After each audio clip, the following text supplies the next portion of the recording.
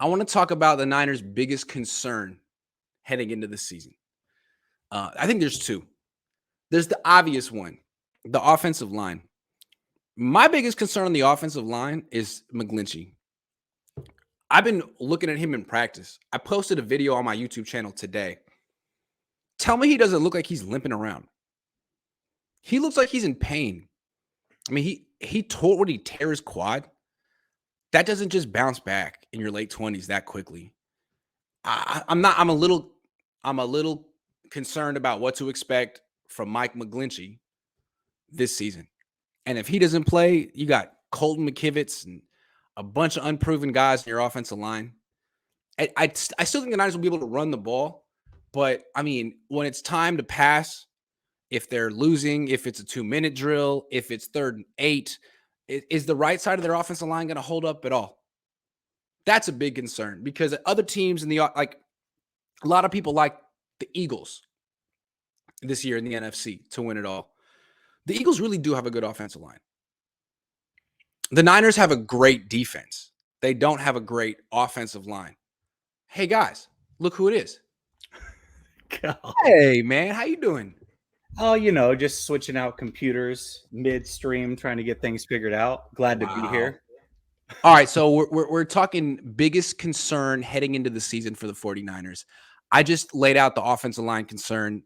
Is there anything you want to add to that? And you got anything else? Because I got one more bonus concern. Yeah, absolutely. Yes. We've talked a lot about the offensive line, no doubt about it. But the flip side of that is injury. I mean, we've already got Jimmy Ward, who was a top 100 player according to his peers in the NFL. Yeah. He's out for at least 4 weeks. George Kittle now has a groin injury. McGlinchey's been in and out already. Injury has to be a major concern. It just has to be. It's something that has plagued this team for quite some time, on and off. And it seems like it's already rearing its ugly head before we even get to week 1. Okay, that's a good one too. I got a bonus one. And this one's psychological. And some people might feel it's not real, but I think it is. Okay. The psyche of the locker room. Okay. Kyle Shanahan addressed it today. There's going to be a lot of noise if Trey Lance struggles and you guys lose. How do you think the locker room's going to take it? And he said, I hope or I expect the team will have Trey's back the way it had Jimmy's back last year. Remember last year, they started off 3-5, and the team was steadfast in their in its support of Jimmy. What if Trey loses a couple games early? Will the team have his back the way they had Jimmy's? Because that was the whole key to last year. You had to ride out the early part of the year, figure out who you were.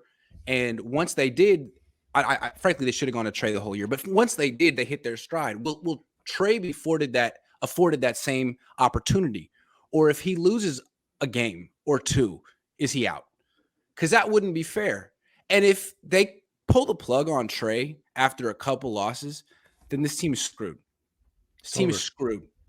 So that there's a psychological element. And it's like, I don't know, the Niners are downplaying it, but a lot of players on this team are best friends with Jimmy Garoppolo. That's the problem. Best friends. I could list them. I mean, George Kittle, Mike McGlinchey, a lot of guys. And you don't know how they truly feel about Jimmy being here as a backup. And you don't know how much they're invested in the Trey. So if they're not going to lose to Chicago, but if they lose a couple of games early in the season, how is this team going to respond? If they start 8-0, winning's the best deodorant, no problem. All the little factions on the team will dissipate. But what if there's just a little bit of adversity early in the season? That's my biggest question with this team, more than the offensive line. How does this team handle a little bit of adversity early in the year, knowing that Jimmy's on the freaking team? It's almost like someone who's trying to quit cigarettes. I did that. It was hard.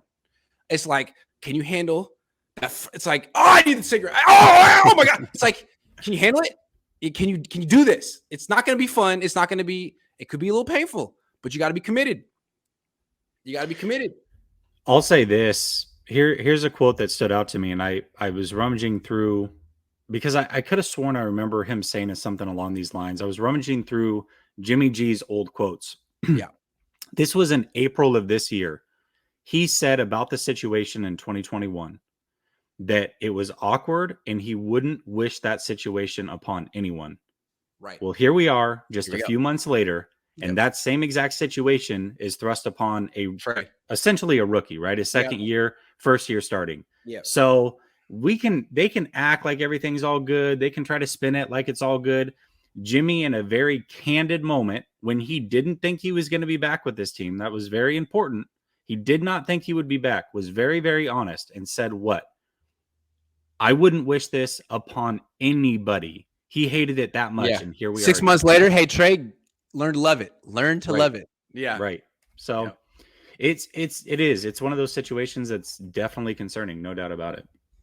Rich says the interior O-line is terrible and there's no solid depth. Who's the backup center? In theory, it's Daniel Brunskill, but he still has a hamstring injury, and I think that's why the Niners signed Blake Hance. And he's going to be that kind of a guy, and I think in the future it'll be Nick Zakelj, but not yet.